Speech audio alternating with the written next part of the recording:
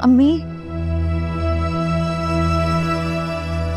अम्मी आप यहाँ पर घर के कामकाज करने नहीं आई हैं।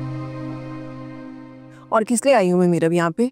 क्या जरूरत है मुझे यहाँ लाने की? सारी जिंदगी आपने यही तो किया है। हाँ तो बहुत अच्छा किया है। बहुत इत्मीनान है मुझे कि मैंने अपनी जिम्मेदारी निभाई है, अपने बच्चों के लिए काम किया है सारी जिंदगी, उनके नाश्ते बनाए हैं। मुझे वही जिंदगी चाहिए मीरब। कम से कम लोगों में मेरा कोई भरम तो था।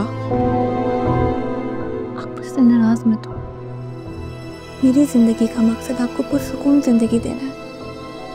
अगर मैं ये भी ना कर सकी तो फिर क्या फायदा मेरी जिंदगी का? अच्छा तो फिर मुझे खुददारी के साथ जीने दो।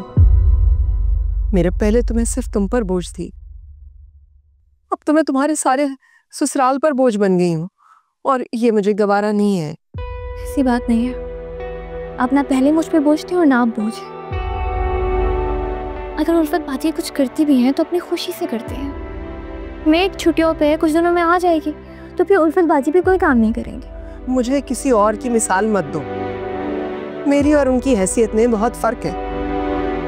और अगर तुम्हारे सास ससुर मुझे इस घर में काम नहीं करने देंगे तो मैं यहाँ नहीं रहूंगी। कुछ तो इंसाफ कीजिए। अगर आपकी बेटी आपको एक आरामदेह जिंदगी देना चाहती है तो वो नामंजूर। अगर आपका बेटा आपको उठते बैठते तकलीफ दी जिंदगी देना चाहता है तो सब सही है। हाँ, इसलिए कि यही इस जमाने का रिवाज है। अम्मी मैं बदलना चाहती हूँ उस रिवाज को।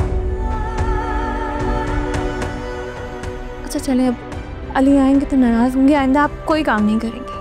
ठीक है, अगर तुम्हें मेरी कोई परवाह नहीं है और मेरी किसी बात की कोई समझ नहीं आ रही तो ठीक है।